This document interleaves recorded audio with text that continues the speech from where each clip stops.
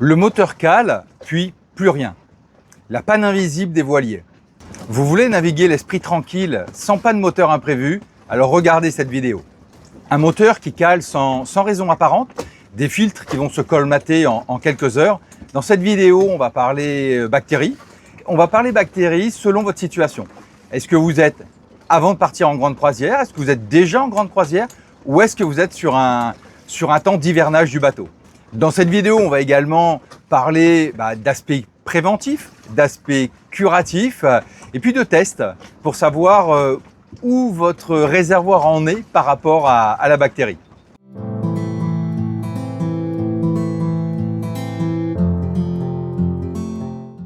Bienvenue sur Ikigai Voyage, la chaîne où on parle de voile, de voyage et de changement de vie. Pour ceux qui ne me connaissent pas encore, je m'appelle Lilian Dupré, je suis psychologue spécialisé en gestion du stress, en préparation mentale et en conduite de changement. Et depuis plus de 25 ans maintenant, j'accompagne des particuliers, des professionnels vers l'atteinte de leurs objectifs. Je suis également Yachtmaster, certifié par la RYA, la Royal Yachting Association, au Royaume-Uni. Et depuis 2022, en famille, nous avons laissé derrière nous notre ancienne vie et nous voyageons à bord d'Ikigai au gré de nos projets personnels, de nos projets familiaux et de nos projets professionnels. Sur Ikigai Voyage, je vous aide à transformer votre rêve de vie en mer en une réalité concrète, préparée et sereine. Et si je vous parle aujourd'hui de bactéries dans le gasoil, c'est que c'est certainement l'une des pannes les plus sournoises, possiblement les plus coûteuses et surtout les plus évitables que l'on peut rencontrer en grande croisière. Beaucoup de navigateurs ne voient pas arriver cette panne. Pourtant, la solution existe, la solution est simple et elle ne coûte presque rien. Selon votre situation, vous partez dans un mois, là on va être sur une prévention express. Vous êtes déjà en grande croisière, là ça va être comment diagnostiquer et quelles sont les actions immédiates à entreprendre. Et pour une préparation d'hivernage, la question ça va être quel est le protocole long terme qui va sécuriser au mieux mon bateau. Vous partez dans un mois, la prévention express. Lorsqu'on parle de bactéries, en réalité, de quoi parle-t-on? On va parler de micro-organismes. Alors effectivement, dedans, on a des bactéries, on a aussi des levures et on a également des champignons. Et ces bactéries, elles ne sont pas magiques. Ces bactéries, ce sont des êtres vivants qui vont devoir se nourrir et elles vont proliférer à la rencontre du gasoil et de l'eau. L'eau qu'on va avoir dans les réservoirs, c'est pas de l'eau qui va s'introduire nécessairement lorsqu'on fait le plein. C'est de l'eau qui va être produite par condensation, soit par les évents, soit au moment où on fait le plein, l'humidité de l'air va venir s'introduire au niveau du réservoir. Un second point qu'il faut prendre en considération, c'est que les gasoils modernes, en fait, contiennent du biodiesel qui ont une capacité un peu supérieure par rapport aux anciennes versions à absorber l'humidité. Et donc ça va aussi augmenter le risque. Les fabricants de carburant disent clairement qu'un gasoil qui n'est pas traité va rester fiable entre 6 et 12 mois. Au-delà, la prolifération est probable. Cette prolifération, elle est exponentielle au niveau des bactéries. Alors selon les études, on dit qu'une colonie peut doubler toutes les 20 minutes en contexte très très favorable jusqu'à 1 heure, 1h30. Voilà. Donc, mais bon, même si elle double toutes les heures, c'est extrêmement rapide. En 72 heures, vous avez des colonies de plusieurs millions de bactéries qui vont former en fait une forme de biofilm épais. C'est ce qu'on va appeler les bouts noirs. Donc ça a ce côté un peu chewing-gum, comme on peut le voir. Et c'est ça qui va venir boucher les filtres, les injecteurs, la pompe d'injection, etc. Imaginez, vous êtes aux Antilles, en marina, vous faites le plein. Et puis, quelques semaines après, le moteur commence un peu à tout sauter. Vous regardez vos pré-filtres et là, vous voyez cette espèce de boue un peu gélatineuse, là, ce chewing-gum. Bon, vous changez les filtres et puis quelques heures après, rebelote. Les filtres vont s'encrasser, forcément. Les colonies sont présentes dans le réservoir et à chaque fois qu'on va tirer du gasoil, les bactéries vont venir se cumuler, vont venir s'agglutiner au niveau des préfiltres. Alors sur Ikigai, nous avons une habitude, c'est que à chaque fois que nous faisons le plein, nous rajoutons une dose de traitement préventif contre les bactéries. Allez, on est un mois avant le départ, un mois, 2 mois avant le départ, 3 gestes de prudence. Premier geste, ça va être de purger les réservoirs, c'est-à-dire de bien éliminer tout ce qui peut traîner au fond de la cuve, comme eau, comme sédiments. Là, on coupe l'herbe sous le pied au niveau des bactéries. Deuxième geste de précaution, c'est quand vous faites le plein, d'ajouter un traitement, un biocide de façon préventive. Troisième geste, ça va être de faire le plein dans des stations où il y a de la grosse rotation. Voilà. Là où, dans les stations, il n'y a pas beaucoup de rotation, en fait, le gasoil a le temps de stagner. Si les cuves sont à moitié remplies, il y a le temps d'avoir de l'humidité et de la prolifération à ces niveaux-là. Donc on va toujours privilégier des stations où il y a vraiment de la grosse rotation. Certains privilégient non pas les stations en marina, mais plutôt les stations à terre. Ça, c'est une décision personnelle. En résumé, ce que je dirais, c'est que déjà, les bactéries, c'est pas une légende, c'est un phénomène qui existe et que beaucoup de plaisanciers ont rencontré. L'eau est vraiment l'élément, le facteur le plus important, évidemment avec le gasoil, parce que ça va être à la frontière des deux qu'on va retrouver ça. Et puis le fait que la prévention va commencer bien avant de faire le plein. Partagez en commentaire vos expériences par rapport à la bactérie.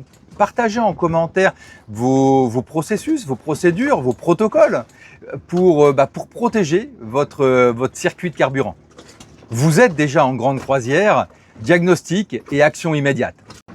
Vous êtes parti, ça fait plusieurs semaines maintenant, plusieurs mois, peut-être plusieurs années. Quels sont les signes qui doivent vraiment attirer votre attention par rapport à potentiellement un problème de bactéries? Le premier signe, ce sont les filtres à carburant qui se bouchent rapidement et de manière répétée. Second signe, ça va être des dépôts noirs ou un peu verdâtres sur le bol de décantation. Le troisième signe, ça va être un gasoil un peu trouble, un gasoil qui a une odeur anormale, un peu aigre, un peu soufré. Le quatrième signe, ça va être une baisse progressive de la puissance moteur sans autre cause identifiée. Le cinquième signe, ça va être de la présence d'eau au fond du réservoir lorsque vous faites un sondage test. À partir de là, la deuxième étape, on a identifié des symptômes, on a diagnostiqué. Pour être sûr du diagnostic, on va effectuer un test. Alors, il existe des tests de détection au niveau de la microbiologie, des tests qui sont homologués. Alors, je fais pas de pub pour eux, mais je vous donne les tests. Alors, le premier, c'est le FuelStat Diesel. Alors, celui-là, c'est le plus connu, le plus répandu. Il est simple, il est rapide, il est abordable. Vous avez aussi le Microbe Monitor 2, pour les personnes qui veulent un petit peu plus d'informations d'un point de vue, on va dire, quantitatif. Ce test-là prend un petit peu plus de temps. Je vous mettrai le nom des deux tests en description. Il en existe d'autres, la liste là n'est pas du tout exhaustive, mais ce sont les deux tests les plus communément utilisés. Troisième étape, ça y est, vous avez fait votre test, manque de bol, la contamination est avérée. Quelle est la procédure? Alors je vous donne la procédure que nous utilisons sur Ikigai. Il y en a peut-être d'autres qui sont peut-être même plus efficaces. Alors si vous avez, vous, des procédures plus efficaces, n'hésitez pas à les partager en commentaire. Ou sans parler de plus efficaces, peut-être des procédures simplement différentes. La première étape, de toute façon, ça va être d'enlever l'eau qui va stagner au fond du réservoir, au fond de la cuve. Parce que pas d'eau, pas de possibilité de bactéries. Donc la première étape, ça va être de purger l'eau résiduelle qu'on peut avoir au fond du réservoir. La deuxième étape, ça va être de changer tous les filtres à carburant. Donc filtre primaire, filtre secondaire, simplement parce que les biofilms vont s'accrocher aux fibres filtrantes de ces filtres. Si on ne les change pas, on va garder du biofilm à cet endroit et on va pouvoir réensemencer en fait le carburant. Troisième étape, on va utiliser un biocide homologué, un biocide qui a fait ses preuves. Là, on est sur des doses curatives. Alors, c'est le même biocide que pour le préventif, mais on n'est plus du tout au même dosage. Vous laissez agir le temps indiqué par le fabricant. Ensuite, on fait tourner le moteur pour faire un petit peu circuler le gasoil. La quatrième étape consiste à changer à nouveau les filtres après avoir fait tourner le moteur. Pour une raison qui est simple, hein, c'est que le biocide, il va tuer les bactéries, il va dissoudre également le biofilm et leurs résidus peuvent migrer à nouveau, hein, vers les filtres. Donc là, on est quand même sur des substances qui sont inertes, hein. Alors certains vont préconiser de changer, après avoir fait tourner le moteur un certain temps, de changer à nouveau les filtres. Alors c'est pas une obligation, certains vont préconiser plutôt cette option. Il faut imaginer l'alternative. On ne tient pas compte des signes, on ne tient pas compte des symptômes, et puis en pleine navigation, alors ça peut être une navigation au large, ça peut être une navigation avec la côte juste sous le vent, hein, on est au vent de la côte, et là le moteur s'arrête, on part à la dérive parce qu'il n'y a pas de propulsion à la voile pour une raison X ou Y.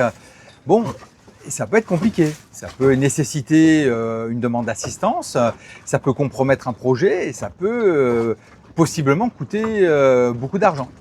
Alors comme dit l'adage, il vaut mieux prévenir que guérir. Là, en l'occurrence, c'est quand même justifié. L'essentiel, ça va être ici de faire un test pour en avoir le cœur net et puis de procéder à un traitement curatif si besoin. Laissez en commentaire vos façons de faire ou bien partagez cette vidéo à quelqu'un que vous connaissez pour qui ça peut être utile. Vous hivernez votre bateau, le protocole long terme. Bon voilà, il y a bien un jour où ça doit arriver. La saison est terminée ou la grande croisière est terminée et vous allez laisser le bateau, le mettre en hivernage pour plusieurs mois. Donc on a quand même des choses à faire pour prévenir la prolifération de cette bactérie. Avant toute chose, avant de faire quoi que ce soit, la première chose à faire, ça va être de faire un prélèvement de votre gasoil plutôt vers le fond de la cuve, hein, là où l'eau va stagner, pour faire un test. Le test le plus rapide, celui qui ne nécessite pas de temps d'incubation et qui va prendre un quart d'heure, une demi-heure, c'est le fuel stat. Et là, à l'issue du test, vous saurez s'il n'y a pas de contamination, très bien, hein, ou s'il y a contamination et s'il faut procéder à un traitement. Ensuite, on va éliminer l'eau qu'on peut avoir au fond des cuves. Alors, on peut avoir de l'eau au fond des cuves sans pour autant qu'il y ait de prolifération bactérienne. Donc, à partir de là, on va simplement purger le fond sans nécessairement faire de traitement. Le test va vous le dire. La purge du réservoir, c'est sûr qu'elle est facilitée. Par exemple, si vous avez un réservoir dont le fond est en pointe, un peu comme un triangle avec la pointe du triangle vers le bas et que en plus il y a un petit robinet, une petite purge pour éliminer l'eau qui stagne au fond, là c'est facile. Parfois c'est plus complexe parce que les réservoirs sont plats par exemple, hein, et il n'y a pas de purge, on va devoir utiliser un petit tuyau pour aspirer l'eau qui va être au fond. En tout cas, on va aspirer jusqu'à temps que ce qui sorte ce soit uniquement du gasoil propre. Troisième chose qu'on va faire, ça va être de remplir le réservoir. Alors souvent, on entend, il faut remplir les réservoirs, il faut que les réservoirs soient pleins. Ça, c'est vrai, il faut qu'ils soient pleins, mais pas pleins à 100%. On va être sur 90-95% parce qu'on a besoin aussi d'avoir un espace de dilatation en fonction des écarts de température qui vont survenir pendant les mois qui vont suivre la mise en hivernage. Alors pourquoi le réservoir plein? Simplement, quand le réservoir est plein, la surface de contact entre le gasoil et l'air est réduite. Donc moins de surface de contact avec l'air, ça veut dire aussi moins de condensation. Moins de condensation, ça veut dire moins d'eau dans le gasoil.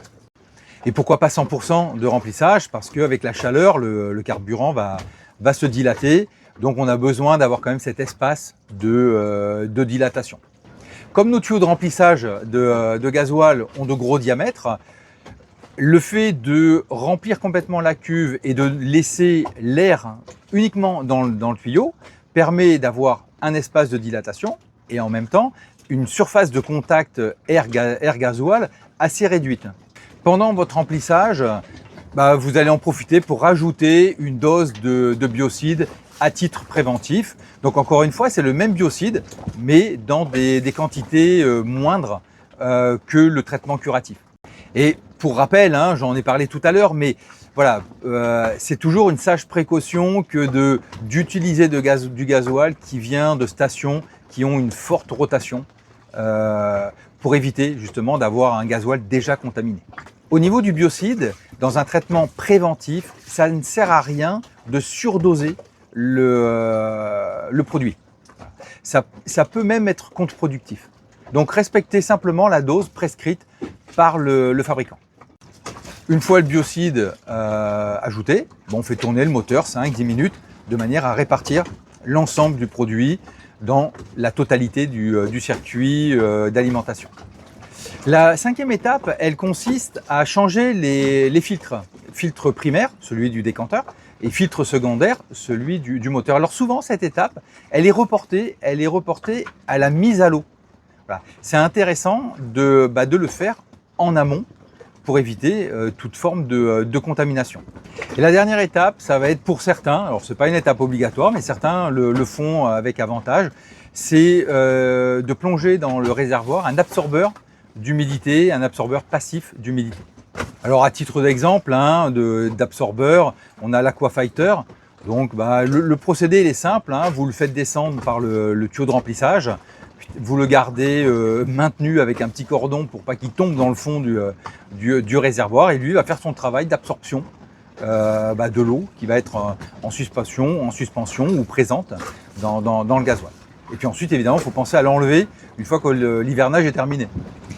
Le dernier point, alors tout à l'heure je vous ai dit que c'était le dernier point, c'est pas tout à fait le dernier point. C'est le dernier point dans la procédure, on va dire, purement manuelle, technique. Le dernier point, c'est la traçabilité sur votre livre de bord ou sur votre carnet d'entretien au niveau du moteur, où on va noter les dates au niveau de l'hivernage, s'il y a eu un test de fait ou pas, les résultats du test, le volume de gasoil qui a été fait, l'état des filtres, enfin tout ce qu'on a pu déceler, d'en garder une trace écrite. C'est aussi pour cela que j'ai créé les outils du navigateur, que ce soit le livre de bord Ikigai Voyage, le carnet de navigation ou Mes mouillages de rêve. Ces ouvrages ont été conçus comme des outils pour vous aider à préparer, anticiper vos croisières en famille ou entre amis. Ils sont disponibles sur Amazon, les liens sont en description. Et pour ceux qui souhaitent un accompagnement plus personnalisé, vous pouvez nous contacter au travers de notre site internet ikigaivoyage.com. Voilà, maintenant vous savez selon votre situation quels sont les axes à privilégier. Si vous partez bientôt, branchez-vous sur la prévention express. Si vous êtes déjà en mer, direction diagnostic rapide et action. Si vous gérez un hivernage, optez pour le protocole long terme. Et si on venait me demander quelles sont les 3 erreurs qu'il faudrait que j'évite par rapport aux bactéries, je dirais la première, c'est si vous êtes en hivernage, de faire un hivernage avec des réservoirs à moitié vides.